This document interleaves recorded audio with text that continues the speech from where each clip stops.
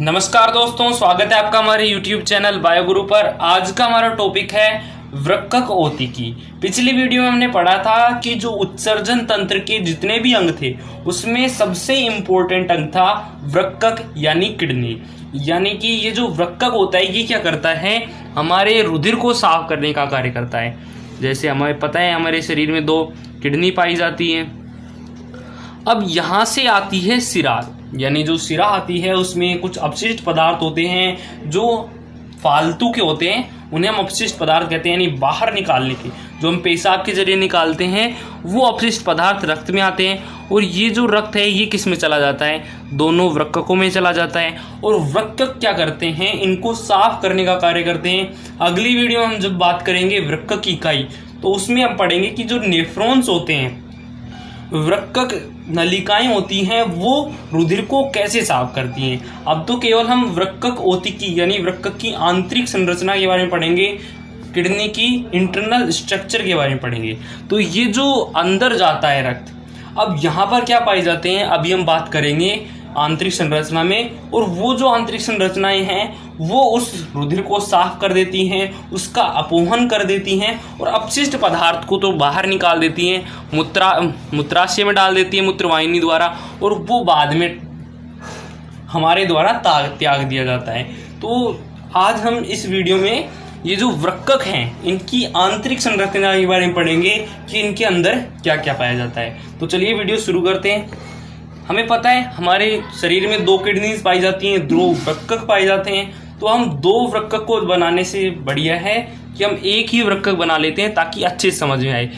जब हमने लंग्स के बारे में पढ़ा था तो वहाँ पर भी ऐसे किया था कि हमने जॉइंट लंग्स के बना लिया था। तो यहाँ पर हम जॉइंट किडनी बना लेते हैं, यानी दोनों किडनी एक साथ बना लेते हैं। जैसे एक ये है, एक यहाँ पर और पाई जाएगी, वो भी इसके समान ही दिखेगी। तो यहाँ पर हम एक में ही दर्शा देते हैं। हमें पता है कि वृक्कक के ऊपर अधिवृक्क ग्रंथि पाई जाती है। वृक्कक के ऊपर यहाँ पर अधिवृक्क ग्रंथि पाई जाती है जो इस पर मुकुट के समान लगी होती है। लेकिन ये वृक्कक का भाग नहीं है, इसे हम क्या कहते हैं, एड्रेनल ग्लैंड कहते हैं। ये क्या करती है, करो या मरो हार्मोन रिलीज करती है। यानी जब हम दुविधा संकट में होते हैं तो ये ऐसा हार्मोन प्रदान करती है कि हमारे जो हार्ट है उसकी बीट्स तेज हो जाती हैं। तो ये जो है वृक्कक का पार्ट नहीं है, किडनी का पार्ट नहीं है, तो हम इसे यहाँ पर नहीं पढ़ रहे हैं। हम केवल यहाँ पर वृक्कक की आंतरिक संरचना के बारे में पढ़ेंगे। तो ये जो वृक्कक है इसमें एक संरचना तो बाहर की ओर निकली हुई होती है, यानी जो उत्तल लेंस होता है, उत्तल लेंस हमें पता है इस तरह का होता है। तो उत्तल लेंस की तरह एक तो बाहर निकली होती है और दूसरी जो सतह है वो अवतल लेंस की बात है, यानी जो अवतल लेंस होता है उसकी तरह अंदर घुसी हुई होती है। तो ये जो अंदर घुसी हुई संरचना है इसे हम कहते हैं हाइलम। अब हम वृक्कक की आंतरिक संरचना के बारे में पढ़ लेते हैं। वृक्कक जो है वो 2 सतह में बटे होते हैं। यहाँ पर 2 वृक्कक के पार्ट कह सकते हैं हम। अब इन दोनों में अंतर क्या होता है, ये जो बाहर की साइड जो उत्तल की तरफ की दिख रही है इसे तो हम कहते हैं, दूसरा पेन यूज कर लेते हैं, इसे हम कहते हैं वल्कुट यानी कोर्टेक्स। इसे इंग्लिश में कोर्टेक्स कहते हैं और हिंदी में वल्कुट। और इसके जो अंदर वाला भाग है, ये अवतल की तरफ वाला जो भाग है इसे हम कहते हैं मेडुला, या फिर इसे हम कहते हैं मध्यांश। तो जो मेडुला नाम है वो इंग्लिश में भी है और हिंदी में भी है, और अगर हिंदी में ज़्यादा ही चाहते हो तो इसका नाम हो गया मध्यांश। अब इनमें अंतर क्या होता है, ये जो वल्कुट पार्ट है ये अंदर वाला, बाहर वाला, यानी जो हाइलम के विपरीत है, इसमें तो जो नेफ्रॉन्स हैं, जब हम नेफ्रॉन की संरचना वगैरह पढ़ेंगे तो उसमें हम पढ़ेंगे कि जो नेफ्रॉन है उसमें बोमेन संपुट पाया जाता है। यहाँ से ये रक्त का शुद्धिकरण करने के लिए वृक्कक की इकाई है, यानी इस प्रकार की जो कोशिकाएं हैं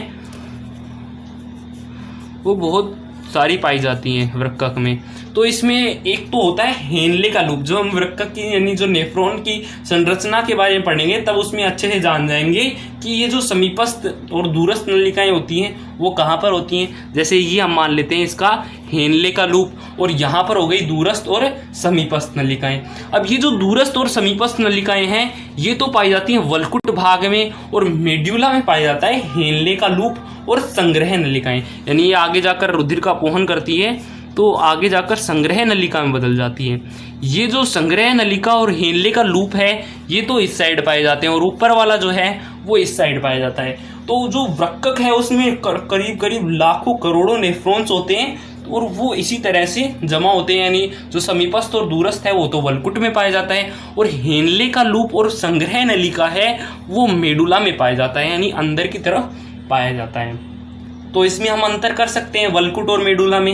वल्कुट में तो जहां पर दूरस्थ और समीपस्थ नलिकाएं पाई जाती हैं, और मेडुला में जहां पर हेनले का लूप और संग्रह नलिका पाई जाती है। तो ये जो है वृक्कक के दो पार्ट हो गए। अब हमें पता है कि वृक्कक यानी जो किडनी है वो हमारे शरीर का बहुत इंपॉर्टेंट पार्ट है, तो उसको सुरक्षित भी रखना होगा। जैसे हमें पता है हमारा लंग्स भी इंपॉर्टेंट है, हार्ट भी इंपॉर्टेंट है, तो उसके लिए हमने पढ़ा था उसके चारों तरफ लेयर पाई जाती है, मेम्ब्रेन पाई जाती है। लंग्स के चारों तरफ 2 मेम्ब्रेन्स पाई जाती हैं, और हार्ट जो है यानी हृदय है उसके चारों तरफ पेरिकार्डियम की 2 लेयर पाई जाती हैं। और हमें पता है वृक्कक भी बहुत इंपॉर्टेंट पार्ट है, और वो करीब करीब बाहर की तरफ होता है। तो ऐसा थोड़ा ना हो सकता है कि कोई मुक्का मारे तो हमारी किडनी फेल हो जाए। तो इसके लिए किडनी के ऊपर यहाँ पर फैट की एक लेयर होती है, वसा की लेयर होती है, या फिर इसे हम कह सकते हैं लिपिड की लेयर होती है। इसे हम कहते हैं फैट कैप्सूल, यानी फैट का मतलब वसा, और वसा की कैप्सूल्स पाई जाती हैं। तो यहाँ पर हम लिख सकते हैं फैट कैप्सूल्स। यानी जो वृक्कक है वो हमारे शरीर का बहुत इंपॉर्टेंट पार्ट है। उसको सुरक्षित रखने के लिए वृक्कक के जो उत्तल लेंस की तरफ जैसा जो दिखने वाला जो पार्ट है उस तरफ एक वसा की लेयर पाई जाती है जिसे हम कहते हैं फैट कैप्सूल। अब ये जो फैट कैप्सूल है ये क्या करती है, यदि कोई घुसा वगैरह मारे, या फिर ये वसा की लेयर हमें पता है तापरोधी भी का कार्य भी करती है, तो ये किडनी को सुरक्षित रखती है। क्योंकि हमें पता है हमारे शरीर के अंदर जितने भी ऑर्गन्स हैं वो सभी बहुत इंपॉर्टेंट है, तो उनकी सुरक्षा भी होनी आवश्यक है। तो किडनी की सुरक्षा के लिए यहाँ पर वसा की लेयर पाई जाती है। तो अब हम अंदर चल रहे थे वृक्कक के अंदर, तो वृक्कक के अंदर वापस से घुस जाते हैं। तो वृक्कक का हमने 2 पार्ट किए थे, वल्कुट और मेडुला। ये आपको समझ में आ गया होगा, वल्कुट और मेडुला। अब ये जो मेडुला है यहाँ पर पिरामिड पाए जाते हैं। पिरामिड हमें पता है किस तरह के होते हैं, इस तरह के होते हैं। तो इस तरह ये जो मेडुला है इसमें बहुत सारे पिरामिड पाए जाते हैं, लगभग 15 से 20 पिरामिड पाए जाते हैं। जैसे ये हम पिरामिड दर्शा देते हैं, यहाँ पर 15 से 20 तो नहीं बनेंगे, लेकिन दिखाने के लिए पिरामिड जरूर बन गए। अब ये जो पिरामिड है इनको रंग से दर्शा देते हैं, एक बार कलर कर देते हैं। अभी हम पढ़ेंगे ये पिरामिड बहुत इंपॉर्टेंट है। ये क्या करते हैं, यही हमारे यूरिया का निर्माण करते हैं। हमें पता है कि जो हमारे शरीर है वो क्या निर्माण करता है उत्सर्जी पदार्थ के रूप में, अमोनिया निर्माण करता है। और हमें पता है अमोनिया जो है NH3 है वो हमारे शरीर के लिए बहुत घातक है। अमोनिया ज़्यादा घातक है और यूरिया कम घातक है। तो हमारा यकृत क्या करता है, हमारे अमोनिया को किस में बदल देता है, यूरिया में बदल देता है। यानी ज़्यादा हानिकारक से यकृत कम हानिकारक में बदलता है। यूरिया भी हानिकारक है लेकिन इसकी तुलना में बहुत कम है।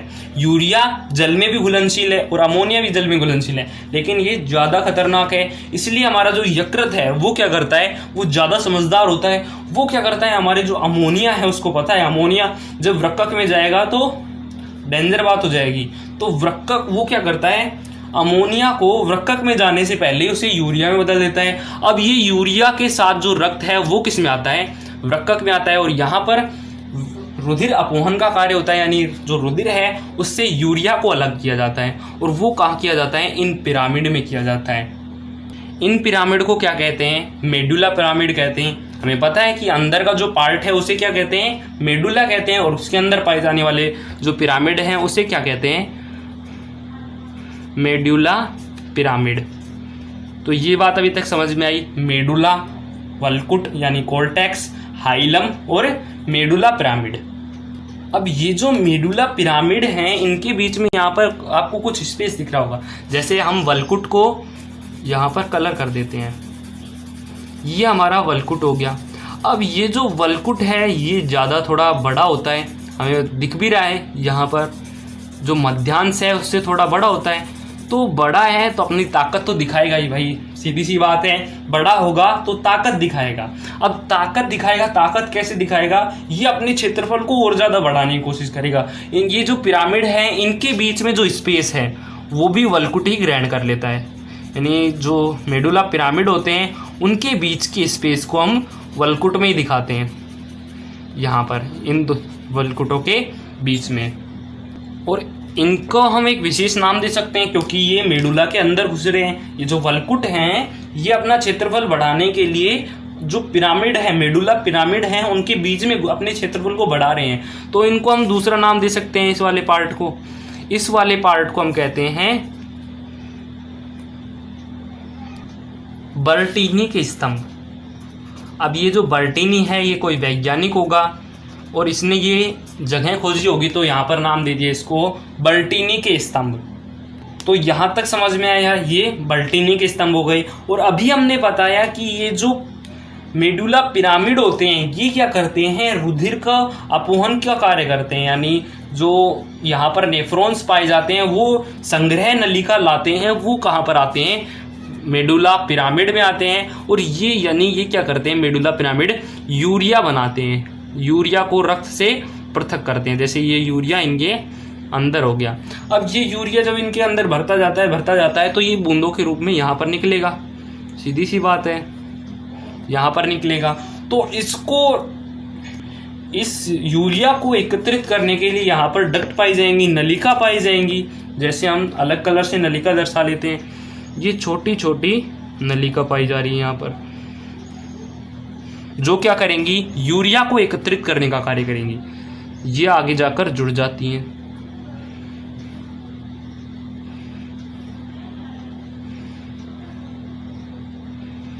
जैसे ये जुड़ गई आपस में जाकर। अब ये जो जुड़ी हैं यहाँ पर, ये जो महीन महीन डक्ट पाई जाती है, नलिका पाई जाती है, इनको हम कहते हैं कैलिक्स। और ये हैं वो छोटी छोटी बिल्कुल महीन महीन पाई जाती हैं, क्योंकि हमें पता है कि जो वृक्कक है वो लगभग 10 सेंटीमीटर का होता है। इतना सा होगा, थोड़ा छोटा सा होगा। अब वो छोटा सा है, उसमें भी आधे से ज़्यादा पार्ट तो किसने घेर रखा है? वल्कुट ने घेर रखा है। और बाकी का जो छोटा सा भाग है वो बनाता है मेडुला। अब मेडुला में भी केवल 15 से 20 मेडुला पिरामिड पाए जाते हैं। तो आप अंदाजा लगा सकते हैं कि मेडुला पिरामिड कितने छोटे होंगे। अब वो कितने छोटे होंगे और उनकी जो ऊपर वाली चोंच है यहाँ पर, ये पैनी वाली, अब वहाँ से यूरिया निकल रहा है और वहाँ पर जुड़ी होती है डक्ट। तो आप अंदाज़ा लगा सकते हैं कि ये डक्ट कितनी महीन होगी। तो ये महीन डक्ट हो गई और इसे हम कहते हैं कैलिक्स। तो महीन कैलिक्स को हम क्या कहेंगे? मिनर कैलिक्स।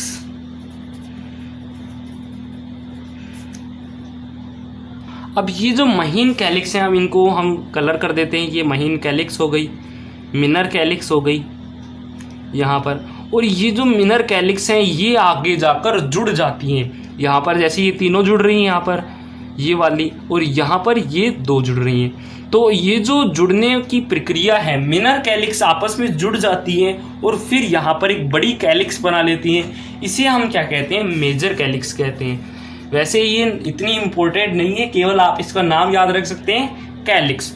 तो जो मिनर कैलिक्स है, महीन महीन कैलिक्स है, वो आपस में जुड़ जाती हैं तो एक थोड़ी बड़ी कैलिक्स का निर्माण कर लेती हैं। उसे हम क्या कहते हैं? मेजर कैलिक्स कहते हैं। तो यहाँ तक समझ में आया कि जो मेडुला पिरामिड होते हैं वो यूरिया का निर्माण करते हैं। और यूरिया कहाँ पर आता है? मिनर कैलिक्स में। और ये 2-3 मिनर कैलिक्स आपस में जुड़कर मेजर कैलिक्स का निर्माण करते हैं। अब ये मेजर कैलिक्स हैं, ये इनकी संख्या लगभग 3 से 4 होती है। यानी कुल पिरामिड कितने हो गए, मेडुला पिरामिड 12 से 20 हो गए, सॉरी 15 से 20 हो गई। तो उनसे निकलने वाली मिनर कैलिक्स कितनी हो गई, वो भी उतनी ही हो गई, 15 से 20। अब वो मिनर कैलिक्स आपस में जुड़ जाती हैं और मेजर कैलिक्स का निर्माण कर लेती हैं। तो जो 15-20 मिनर कैलिक्स हैं वो आपस में जुड़ जाती हैं, तो लगभग 3-4 मिनर कैलिक्स बना लेती हैं। ये 3-4 मिनर कैलिक्स हैं। अब ये भी आपस में जुड़ जाती हैं क्योंकि इन सभी का कार्य एक है, ये यूरिया का निर्माण करती है और यूरिया इनके माध्यम से होता हुआ अब केवल एक डक्ट बन जाती है, एक नलिका बन जाती है। यहाँ पर एक कीपनुमा संरचना बन जाती है। जैसे हम आगे बना लेते हैं, ये यहाँ पर एक कीपनुमा संरचना हो गई। यानी क्या हुआ कि जो मिनर कैलिक्स थी वो आपस में जुड़कर किसका निर्माण कर लेती हैं, मेजर कैलिक्स का। अब 3-4 जो मेजर कैलिक्स हैं वो भी जुड़ जाती हैं और एक कीपनुमा भाग बना लेती हैं जो आगे से सकड़ा होता है। अब ये चला जाता है मूत्राशय में, यानी ये किसका निर्माण कर लेते हैं, ये आपस में जब जुड़ जाती है मेजर कैलिक्स तो यहाँ पर मूत्र वाहिनी का निर्माण हो जाता है। अब ये मूत्र वाहिनी कहाँ पर जाती है, ये जाती है मूत्राशय में। यहाँ पर हमें पता है मूत्राशय पाया जाता है और यहाँ पर इसकी अवरोधनी पाई जाती है। तो ये आप जाकर, ये जो मूत्र वाहिनी आई है ऊपर से, ये जाकर मूत्राशय में आ जाती है। इसी तरह से यहाँ पर एक दूसरा वृक्कक पाया जाता है, किडनी पाई जाती है। वो क्या करती है, एक और मूत्र वाहिनी का निर्माण करती है जहाँ से यूरिया प्लस जल आता है। अब ये वापस से कहाँ पर आ जाता है, मूत्राशय में आ जाता है। अब मूत्राशय में अवरोधनी पाई जाती है जो समय समय में मूत्र त्याग कर देती है।